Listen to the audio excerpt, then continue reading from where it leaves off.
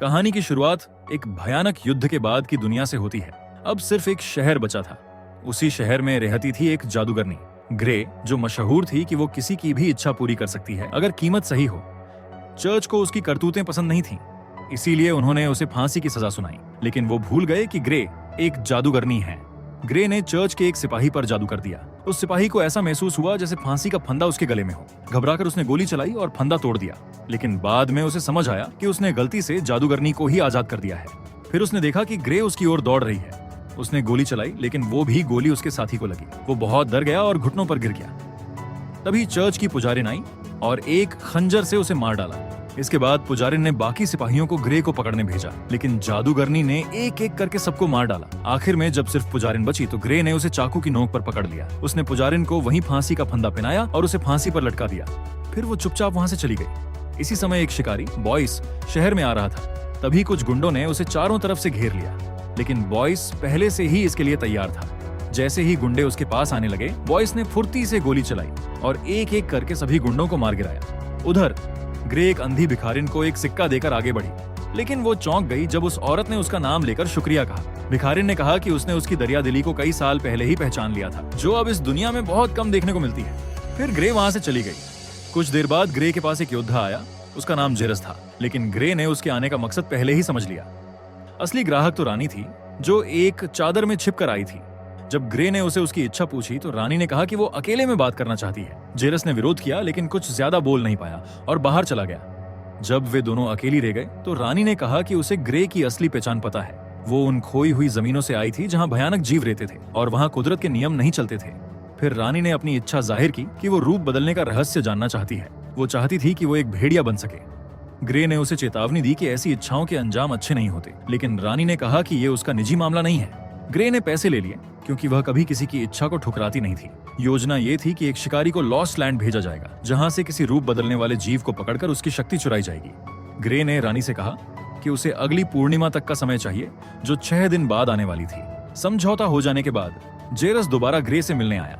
उसने बोला कि वो भी एक सौदा करना चाहता है। उसने एक पुरानी घड़ी दी, जो सबसे कीमती चीज थी। जेरस की इच्छा थी कि ग्रे रानी का काम पूरा ना करे। उसने कहा कि वो ताज के प्रति वफादार है और ये सब रानी की सुरक्षा के लिए कर रहा है, लेकिन ग्रे ने उसकी बात मानने से इनकार कर दिया, क्योंकि उसे जेरस के अंदर जलन की बू आ रही थी। फिर भी उसने घड़ी रख ली और बोला कि वो कभी किसी की इच्छा ठुकराती नहीं। इसके बाद जब ग्रे अकेली रह गई तो वो हवा में उड़ने लगी। उसकी आंखों के सामने एक डरावनी गुफा की झलकें आने लगीं। कुछ शिकारी खोपड़ियों के ढेर पर चलते हुए उस गुफा की ओर बढ़ रहे थे, जहां एक भयानक भेड़िया छिपा हुआ था। थोड़ी ही देर में वह राक्षसी भेड़िया अंधेरे से बाहर आया और शिकारियों पर टूट पड़ा। उसी समय ग्रे की ये डरावनी झलक खत्म हो गई। महल में रानी अपने पति सुप्रीम लॉर्ड की कमजोरी से तंग आ चुकी थी। उसने सेवकों को उसकी देखभाल के लिए बुलाया और खुद चुपचाप अपने प्रेमी बॉयस से विदा लेने निकल पड़ी। जब बॉयस महल से बाहर जा रहा था तो रास्ते में सैनिकों ने उसे सुप्रीम लॉर्ड के नाम पर रोक लिया, लेकिन बॉयस ने चालाकी से दोनों सैनिकों को आसानी से हरा दिया।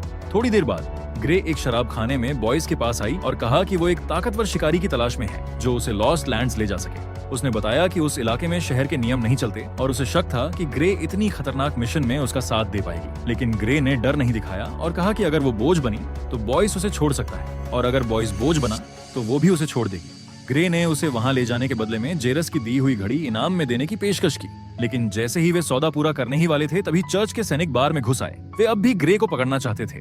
उन्हें यह देखकर हैरानी हुई कि पुजारिन अब भी जिंदा थी। बॉयस ने ग्रे का साथ दिया और दोनों बड़ी मुश्किल से वहां से भाग निकले। इस नाकामी की खबर चर्च के प्रधान तक पहुंची।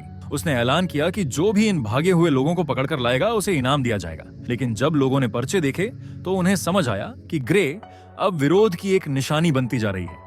जब जब वो फांसी से बच निकलती थी तब तब लोगों को ताकतवरों के खिलाफ लड़ने की हिम्मत मिलती थी। ये सब देखकर चर्च ने अपनी सख्ती और बढ़ा दी, यहाँ तक कि उस अंधी भिखारन औरत को भी पकड़ लिया गया। उन्होंने उसे ग्रे के बारे में पूछताछ की। पहले तो उसने कुछ नहीं बताया, लेकिन दबाव में आकर उसने बोल दिया कि रानी हाल ही में ग्रे से मिलने गई थी। ये सुनकर चर्च का प्रधान को बहुत दिलचस्पी हुई। उसने पुजारिन को आदेश दिया कि ग्रे को मारने से पहले उसे पूरा सच उगलवाया जाए। इस बीच ग्रे और बॉयस लॉस्ट लैंड की ओर निकल चुके थे। उनका पहला पड़ाव एक ट्रेडिंग पोस्ट था, जहां बॉयस ने ग्रे की मुलाकात अपने दोस्त रॉस और उसकी बहन मरिया से करवाई। मरिया ने पहले उन पर शॉटगन तान दी, लेकिन फिर पता चला कि वो बॉयस की सिर्फ दोस्त नहीं थी, बल्कि दोस्त से भी बढ़कर थी।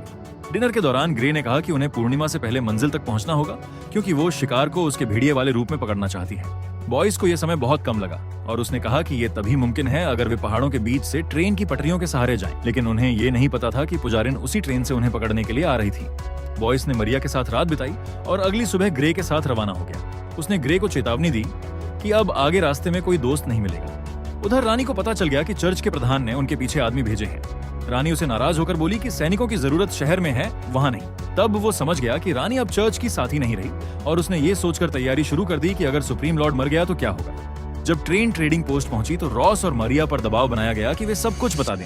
सैनिकों ने रॉस को पीटना शुरू कर दिया और जब एक सिपाही गरम सलाख लेकर आया तो मरिया सहन नहीं कर पाई और चिल्लाकर बता दिया कि ग्रे स्कल रिवर जा रही है। सच्चाई जाने के बाद भी पुजारिन ने आदेश दिया कि सब कुछ जला दिया जाए। अब पूर्णिमा में सिर्फ 3 दिन बचे थे और ग्रे और बॉयस एक ऐसी जगह पहुंचे जिसे द रिफ्ट कहा जाता था। वहां बॉयस ने अपने एक जान पहचान वाले साथी साइरस को आवाज दी जो एक तरह की केबल कार चलाता था, लेकिन साइरस ने कोई जवाब नहीं दिया।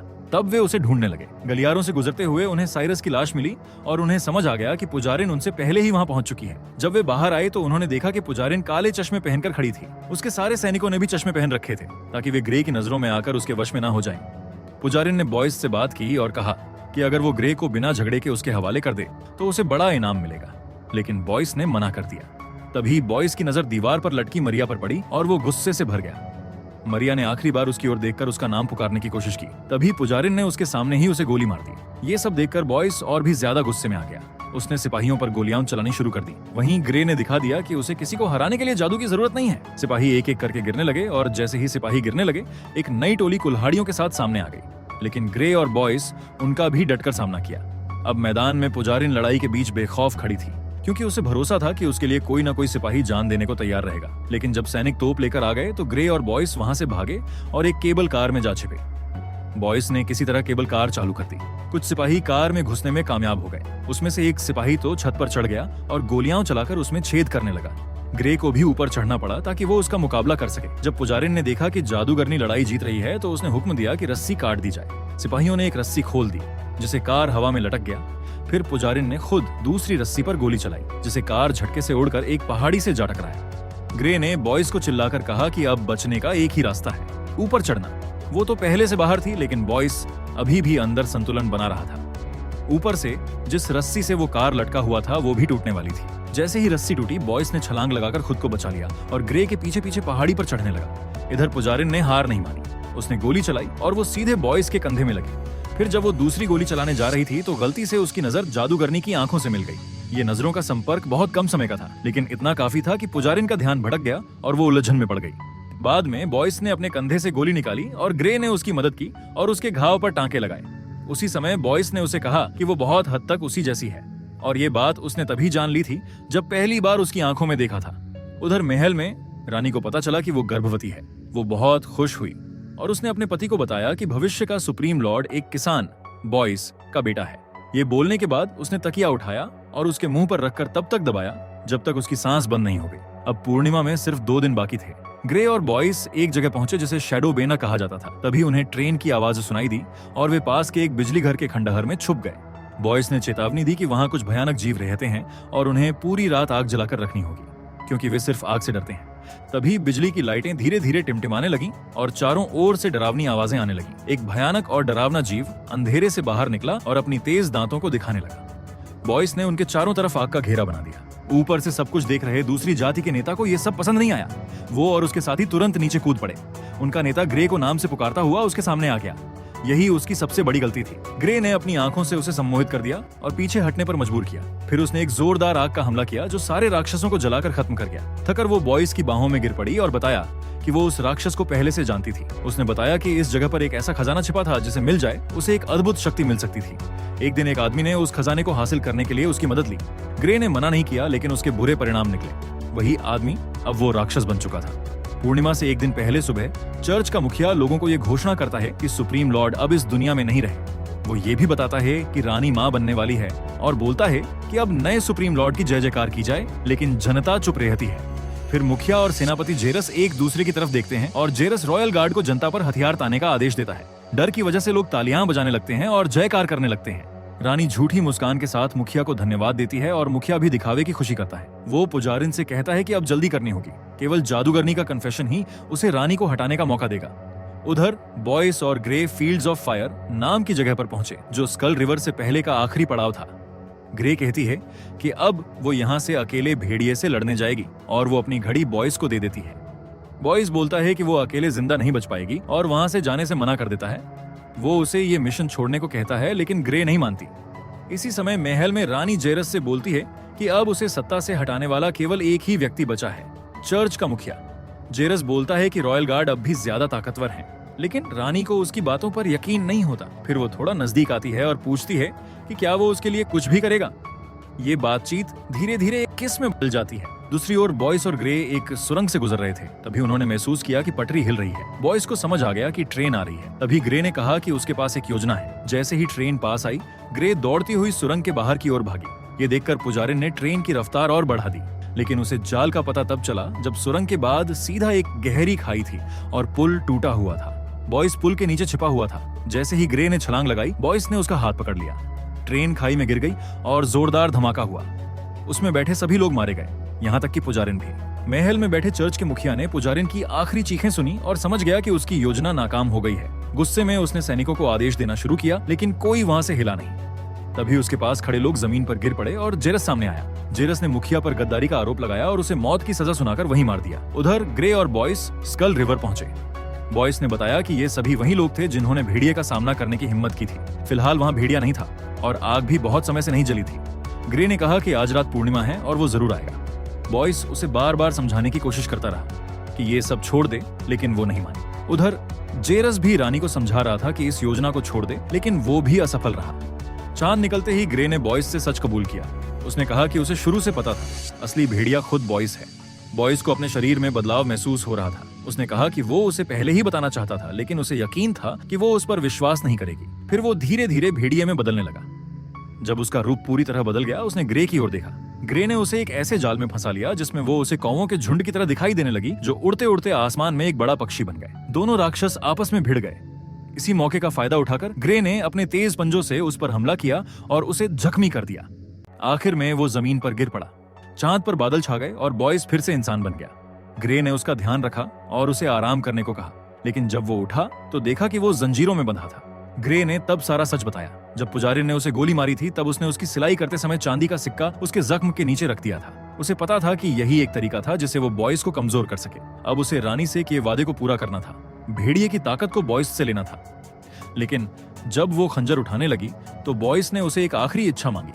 उसने बोला कि वो ग्रे को हमेशा के लिए अपना साथी बनाना चाहता है। एक बार फिर जादूगरनी ने कहा कि वो कभी किसी की इच्छा नहीं ठुकराती, लेकिन चेतावनी दी कि इसकी कीमत बहुत भारी हो सकती है।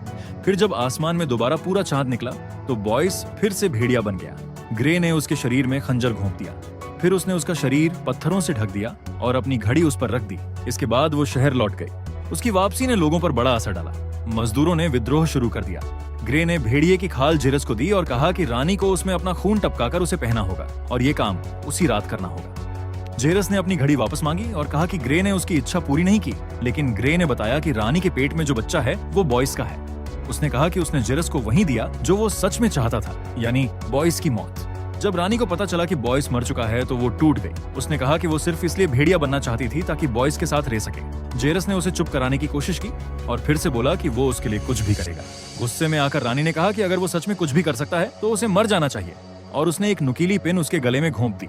तब तक जनता ने महल पर हमला कर दिया था और रानी को वहां से भागना पड़ा। सूरज निकला जिसे भेड़िए की खाल जल गई। दूसरी ओर पत्थरों के नीचे से बॉयस की हलचल हुई। वो अब भी जिंदा था। वो शहर लौटा और ग्रे से उसके धोखे का सामना किया। ग्रे ने कहा कि उसने सिर्फ भेड़िए की खाल निकाली थी, उसे मारने का इरादा नहीं था और उसे पता था कि बॉयस बच जाएगा। ये साबित करने के लिए उसने कहा कि बॉयस अब भी उस पर गोली चलाएगा, लेकिन उसकी बंदूक नहीं चलेगी। बॉयस ने ट्रिगर दबाया, लेकिन सच में बंदूक जाम हो गई। ग्रे ने खंजर निकाला और बॉयस ने भी। दोनों ने एक दूसरे की गर्दन पर खंजर रख दिया, लेकिन फिर दोनों हंस पड़े। अंत में उन्होंने सुलह कर ली और इस तरह बॉयस की इच्छा पूरी हो गई। इसी के साथ ये मूवी यही खत्म होती है। अगर आपको ये एक्सप्लेनेशन अच्छा लगा हो तो वीडियो को लाइक करें और इसे अपने दोस्तों के साथ जरूर शेयर करें। ऐसी ही और मजेदार और अनोखी कहानियों के लिए चैनल को सब्सक्राइब करना ना भूलें।